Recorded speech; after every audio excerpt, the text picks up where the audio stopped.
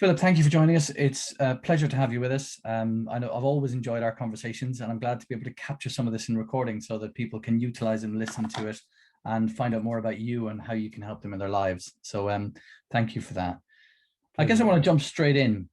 We're obviously all working differently over this last year. We've uncovered things about ourselves, some good, some bad, because we've been working alone or living alone, or we've been scared about pandemics and anxiety levels are high. I wanted to touch into today's world of work and an area that you're a real expert in this, which is what is it to be human in the world of work today? So if you could just give an overview of that, and then we can maybe dig in a little bit. I think the whole notions of what it is to work and what it is to not work and how to be human within those two fields are being forced to merge. I think it was already in train before the pandemic. You had a lot of companies, trendy companies like Apple or Facebook, where the environment, the work environment, my father wouldn't have recognized, bean bags and fuzzball and all the rest of it. And that can be dressing, that can be window dressing. But I think it starts to point towards the direction of travel, which is that people are more and more wanting to be part of a family at work. And because of 24/7 communication anyway, email on my phone and being able to be accessible, that also brings up other difficulties as well. How do we maintain boundaries between work and play? But the whole structure of the way that we're now working, unless you're in manufacturing or agricultural, something like that, is being melded. And so I think it throws up issues of boundaries. How do we get some delineation between being in work mode and being in not work mode? But I think it also brings us towards a more philosophical thought. A great kind of Zen type teacher of mine said years ago, and it's a real difficult phrase to get your head around: work is love in action. Work is love in action. And at the time I thought, well, a load of crap. So just to let you know that my cynic is always a good and alive and well, and it's a good challenger. But the more I sat with it, the more I intrinsically knew that there's something of value and of truth in that. So just break it down. Work is love in action. So we all know that people come to work to get our Maslow theory of needs met, basic stuff. We've got to eat, we've got to provide food on the table, etc. But we also know that people come to work to feel well, that they make a difference, right? To feel satisfied, to feel as though they've contributed in some way, to be part of something. And I think that is, again, something in the last year or so has been amplified, that a lot of the things that can put up barriers between work being a pleasurable experience, a human experience, even things like the clothes we wear. Everyone's zooming in jogging bottoms or pajamas and t-shirt top. And I did a board meeting. I'm a non-exec director of a couple of companies, and we had a board meeting with it's a finance company.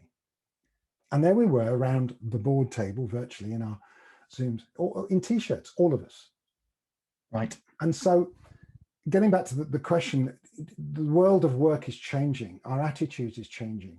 Our technology and the ability to be available is changing. And so there's a lot of choices in that. And I think the choices will allow the world of work to become more humane as well as more human.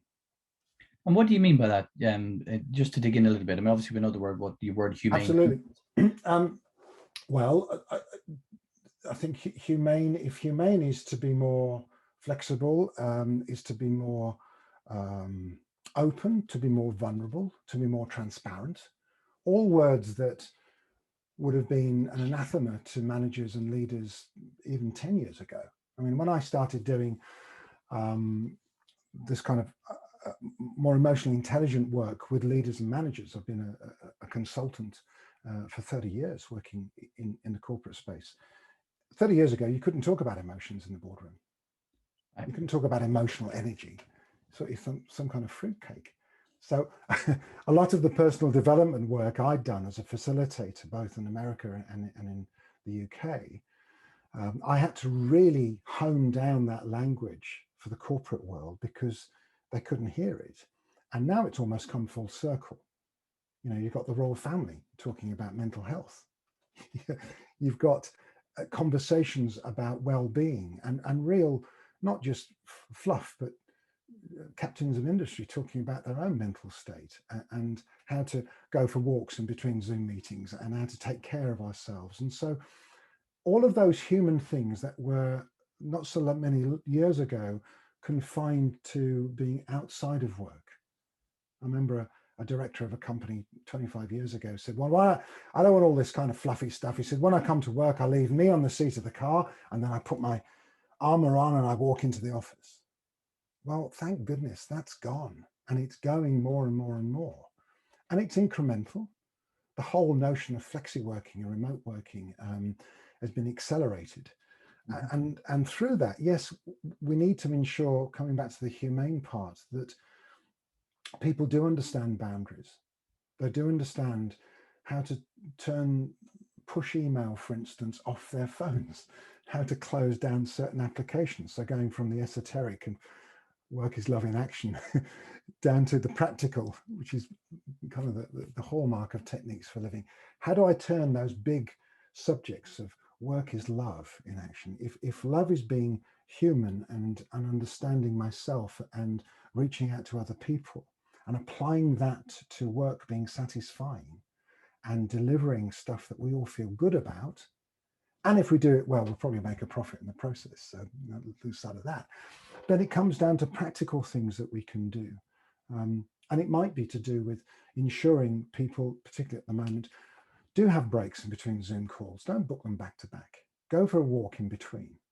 I went for a run before this Zoom recording, Right. because I knew it would get my endorphins up. And it's ensuring that the world of work, which has now manifested itself so it can be so flexible, we can work in the middle of the night if we want to. But I think that also is incumbent upon us all to make sure that we take care of each other, to ensure that we don't overdo it and know when to stop. And that's a key area, I think, that we need to explore, both, you know, those of the people who manage and the people who are being managed. Yeah. The people who are being managed potentially to push back a little bit more, because there is a tendency, I have heard of a number of cases now, because obviously being in recruitment, you ask people whether they want to change jobs. And one of those areas is they are feeling, I'm going to use the word oppressed. I'm not sure it's the right one, but they're certainly feeling the pressure down on them to be available all the time. And that you talk about the, you know, the separation between work and home, inviting people into your home. Obviously, it's, you know, it's become, I think, well, certainly I can speak from a personal perspective. I felt very, very vulnerable, and that's where I kept putting screens at the back and all that. You know, I mean, like there's false ones where as soon as you put your head back, you disappear.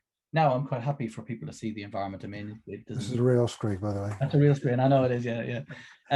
But what I meant is we were protecting ourselves, and if one of the kids came into the room, it was almost like, you know, you go on mute, turn your camera off, and get really angry. You know, where now I just think it's just become part of life, and people are looking into my world and looking into my home. So absolutely. And so I think being more conscious, being more mindful. I mean, a lot of my work is based in mindfulness, but it's not just to do with the meditational aspect of mindfulness. If you think about the word, to be mindful, to be conscious, to be aware, and it's also to be aware of our impact on other people and to be aware of what's going on, particularly on the inside with people.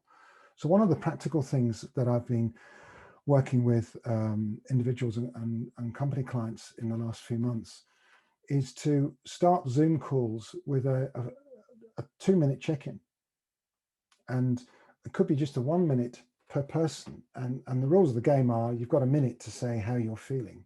And I'm fine isn't acceptable. But it's also difficult because many people find it hard just to hear, particularly if it's emotionally uncomfortable. Yeah.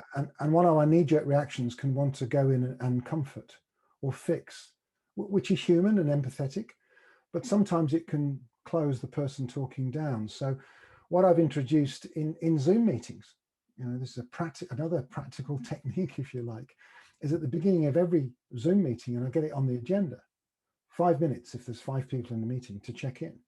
And you have a minute to say how you are right now, warts and all.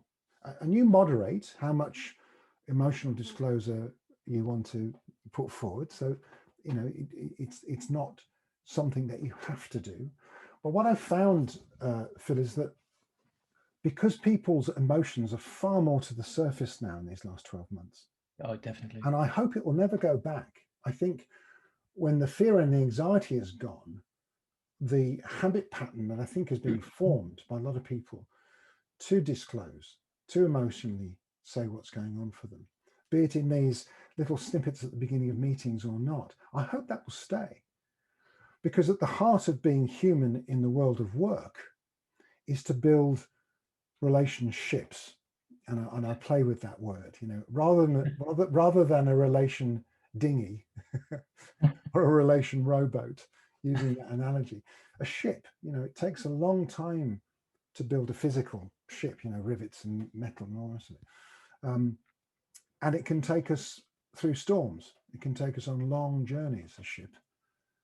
And if you build a relationship, it's a vehicle, it's a ship within which we can relate. Right. And a lot of managers and leaders don't always drop the penny between the relationships in their personal life. And if you manage somebody, you've got a relationship with them. Absolutely. And simple things like a company I've just been working with, we've overhauled their appraisal system. I don't think I've ever talked to any manager in the 30 years I've been doing this when I say, what do you think of appraisals? And they usually come back with two comments: really important and never got time to do it. Yeah. So what I've done in several companies is started a discussion within the management and leadership and the people as well. What is the purpose of an appraisal? What are we appraising? And what we usually get to is, bottom line, we're appraising our relationship. That ship within which we relate, within which we do stuff for each other, for which we can become accountable for doing stuff. The accountability mechanism of salary is one mechanism, but it's not the most important. The most important is, I'm doing what I'm doing for you, Phil, because you're my boss and I like you and I get on with you. I might not even like you, but I respect you. And so rather than, you know, taking it to a personal relationship, if you had an annual appraisal or even 4 quarterly appraisals with your wife, you never really got I dread to think, stop there. you never really got to have a formal kind of update as, you know, how are we doing in between those 4. I mean, your marriage would be pretty tested, I thought. And yet we think that so what I do is help people understand that a relationship in a personal way is not that different to a relationship at work. Every relationship has a purpose, and in a personal relationship it has a purpose we can talk about another time, but in a work relationship it's got a purpose, got an outcome. And if a manager can have a one-to-one catch-up once a week, could be 10 minutes, could be really simple. And I usually suggest 3 key questions. The first question is, how are you? I mean, how are you? How's your emotions right now? And how's your week been? And it'd be 2-way. And just get that kind of out of the way. But it's like, oh, I feel terrible because, you know, my 2-year-old didn't sleep last night and I feel shit. Oh, great. Okay. So it could be from that to, I watched a really good movie last night and generally my life's all right. I feel a bit guilty because everyone else having a tough time, but I'm doing all right. So it's whatever that is. But again, it just reconnects the relationship. The second question is, and how have your objectives and things that we talked about last time been since last time? Are you online? Are you in track? And then the last question is, and how does the next week look like? Anything I need to know about? And you can cover those 3 questions within a relationship that's fairly well oiled. 10 minutes. Yeah. And doing that once a week, once every 2 weeks max, negates the need for a formal appraisal. And all I suggest is that you have a version of that 10-minute conversation once a month that is slightly longer, and you make a few notes of it. And you do that 12 times a year, and those 12 notes is the thing that you look at in the round when it comes to salary review. And in terms of this, Correct. In terms of this more human approach, and I really like it, by the way, but I also want to touch on the fact that I know you've got great examples. I'm not going to ask you to name names of companies, Right. but the economics of this Yeah. play out as well. So whilst everyone's happier, of course, and we all feel more connected in the method that you teach, I know, in Techniques for Living. Yeah. I think it's important to also touch on the fact for the audience that there's also economic benefit to this as well. There's practical business benefit to this. So I just wanted you, if you could touch on that a little bit as well. You don't have to give examples of companies. I don't need name names to anything. Well, I'm happy to. There's a couple of the companies I can name because I've got permission to name. So two. One is kind of current, although I worked with them a while ago, is Pfizer, the drug company, which is obviously more famous now for the vaccination. Yeah. But I worked with them about 20 years ago on a failed angina drug, and they wanted us to get that drug to market more quickly. And they gave us this failed angina drug because the consultancy I piggybacked with, they were a process change consultancy. I was the culture guy. Yeah. And they tried to enforce process change on a very high profile drug. And Pfizer said, whoa, hang on, you're putting a lot of people's backs up. We're going to take you off that high profile drug and we'll give you one we don't think is very important. And this angina drug turned out to be Viagra. But our approach to bringing about the change in the process, and we did get Viagra to market 9 months ahead of schedule. And we achieved it by invigorating the kind of relationships that, and it comes back to relationships again, between the different silos in the organization. Yeah. So statisticians very much worked on their own. Biometrics, who made sense of all the data, very much worked on their own. The clinologist that set up the phase 1, 2, 3 trials always worked on their own. Marketing, forget marketing. I mean, we gave phase 3 data that Viagra worked to marketing and then said, right, you can take it to market now. They said, we should have needed 2 years. We need to name it. It was called sildenafil at that point.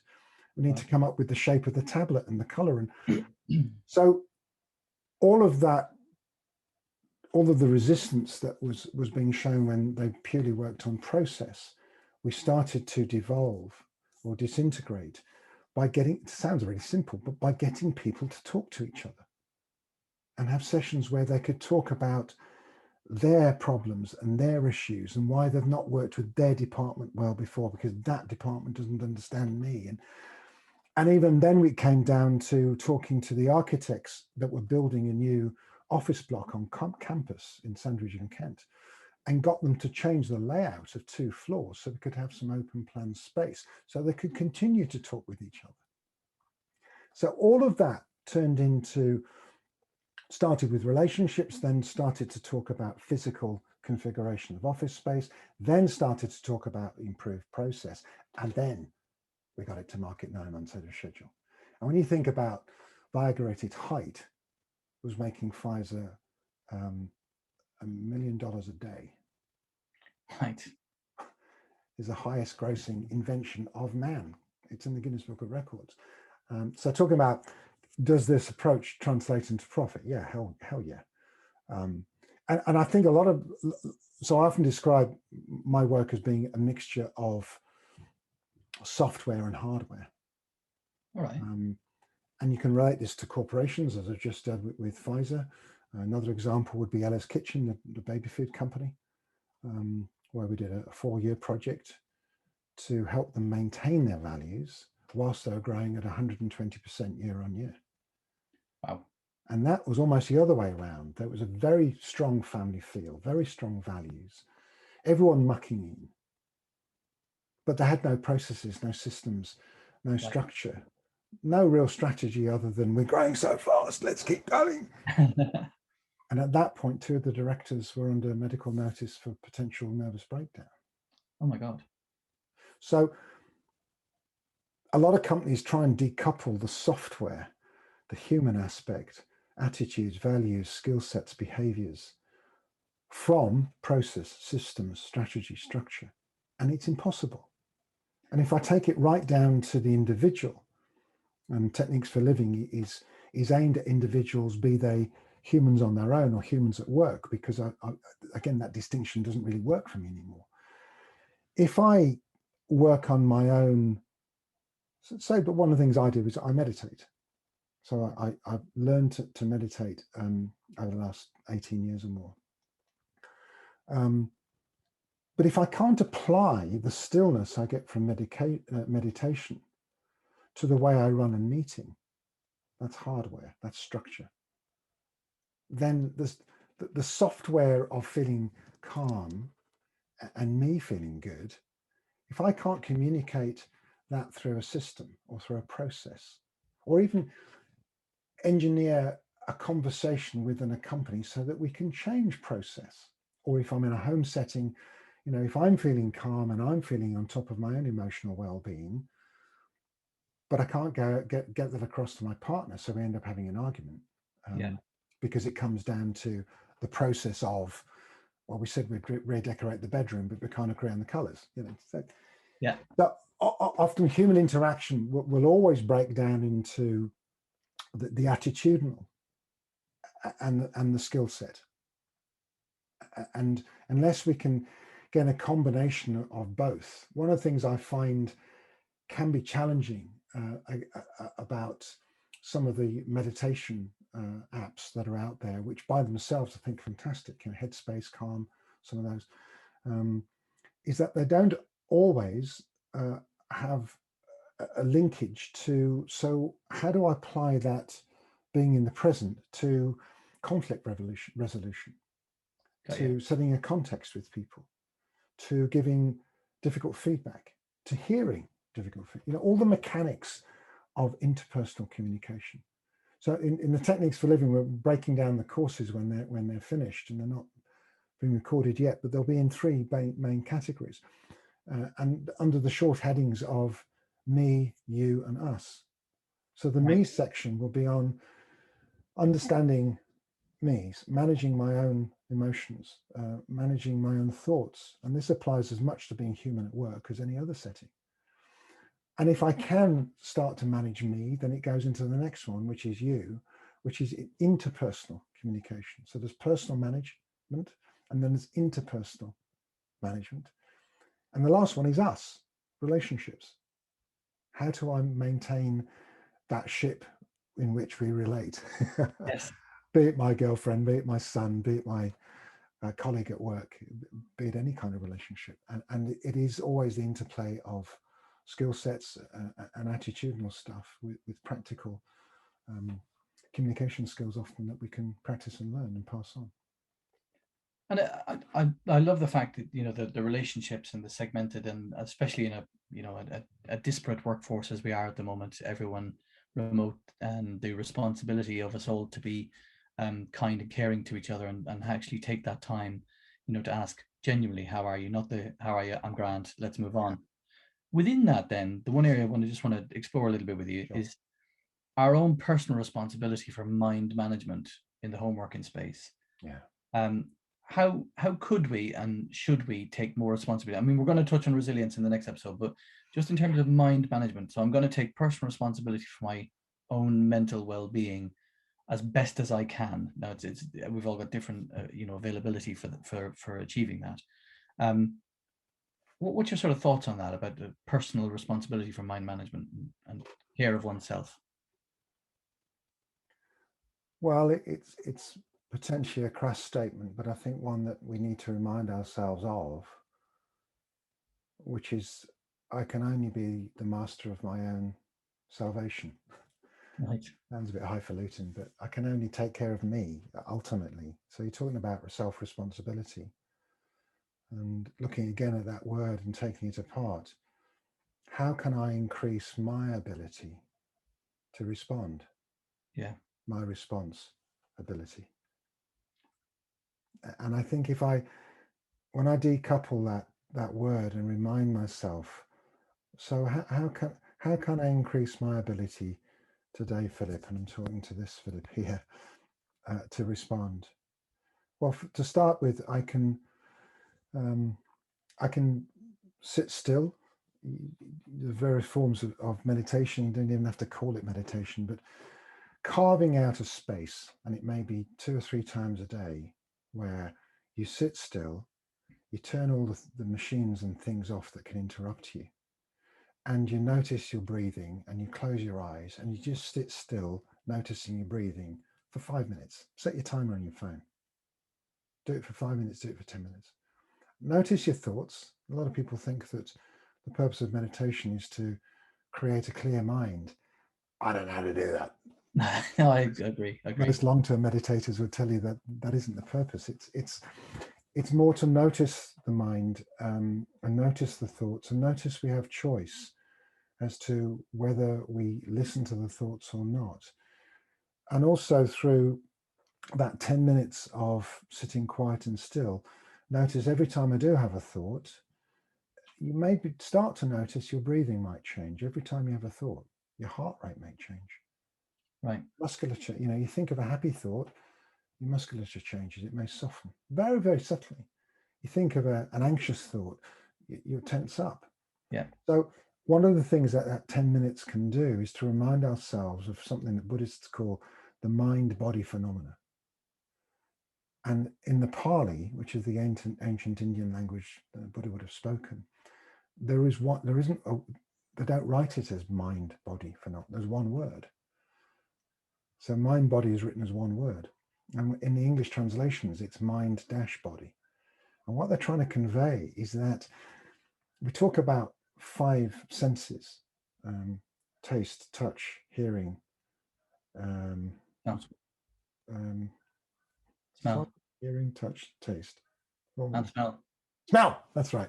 But there's a 6th sense, because if whenever I see something, it shoots a little bit of adrenaline around my body. It's a fight or flight mechanism, even if it's a joyous thing. If we hear something, smell something, touch something. But when I think of something, also my mind shoots a bit of adrenaline around the body.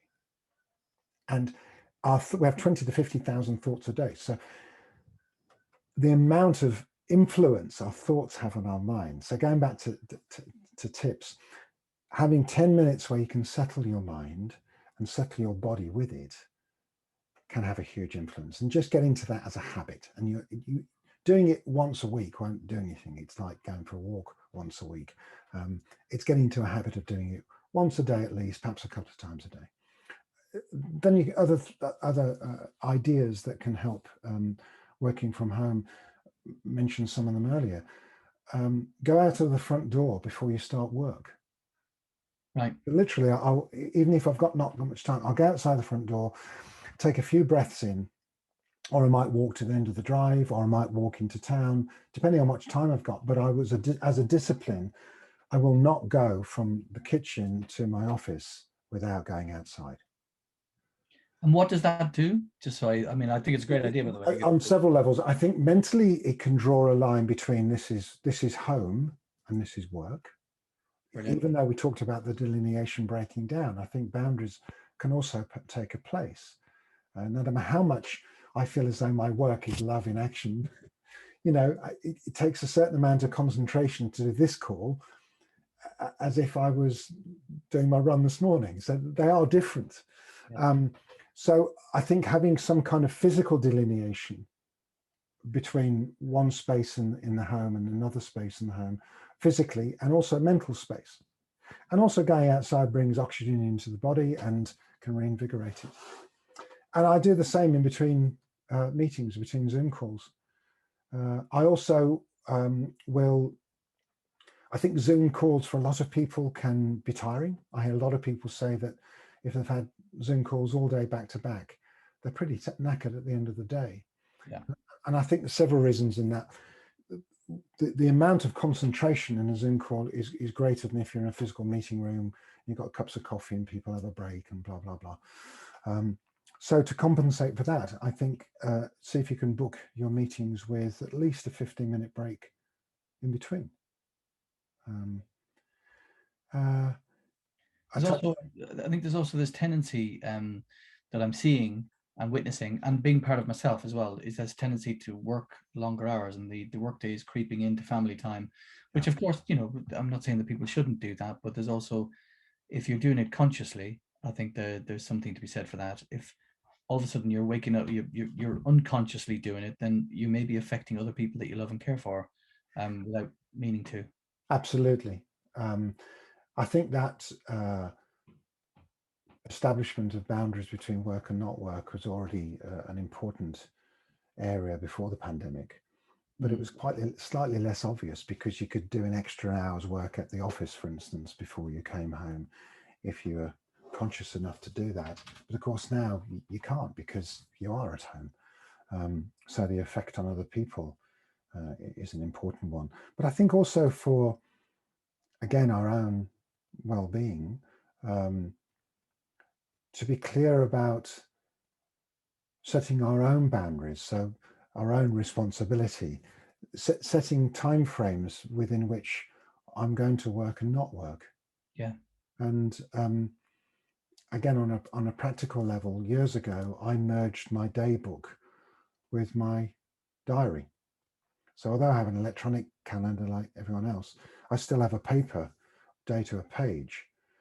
And the reason that I do that is that anything I want to do, any task I want to do, even from buying stamps to picking up the dry cleaning to a coaching call with the CEO, rather than put it in my day book, I put it in on the day I intend to do it. Right.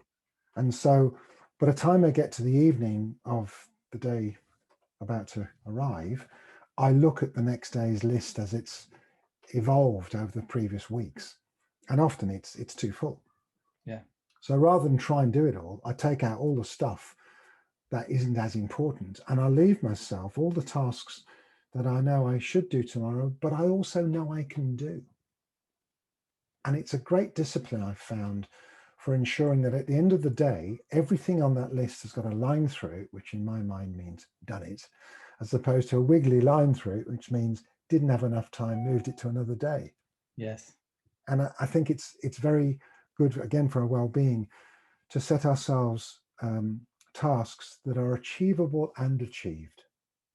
And I think that's true in all aspects of life. Have a stretch goal if you want to, but there's a limit. And I think a greater self-discipline has been called upon in this pandemic. I think the other thing that's happened, I've spoken to a lot of sales managers and sales directors in particular, and they seem to be a breed that were more reticent to trust their team on Zoom without having a beady eye on them. And one of them, I checked in at the beginning of lockdown, and she said, "Oh, I don't trust my team, and now I wish I could go into the office and have them in front of me." Anyway, I checked in with her a couple of months later. I said, "Oh, how's the team going?" And she said, "Well, I'm amazed." She said, "The targets have gone up." So that's interesting. What do you reckon that down to? She said, "Well, it's almost as though they're trying to prove themselves to me without me kind of being on their backs." I went, "Oh, that's interesting." Yeah. And then she said, "The more I'm starting to trust them, the more they're trusting me, and the more they want to repay that trust by doing more." So I'm actually now starting to have calls with them where, okay, she's taken on board what I suggested, and she's having that check-in regularly with them. And she's saying, "How are you doing? Do a bit less. If you look really tired at the moment. How's your kids? How's your..." And so it's not affecting the economic output. It's actually increased it. But it's also taken that dialogue into a much more human area. Yeah. So I think maintaining boundaries, setting yourself work-life segments in your diary or your workbook, having 2 or 3 times a day where you're just quiet and still. Yes. You can breathe and listen to your body. And I think also that helps us listen to each other more. Well, that's been absolutely fascinating, Philip. I'm looking forward to talking to you in our next episode, but I'm certainly going to take away the visual, because I'm a visual person, of relationship, and have that ship in my mind whenever I'm engaging with people, to think that's a vessel we must travel together in, and make sure we stay connected. So thank you so much for this episode. I look forward to talking to you in the next episode. We'll talk more about self-reliance and building resilience, and we'll speak again soon. Thank you, Philip. Thank you, Phil.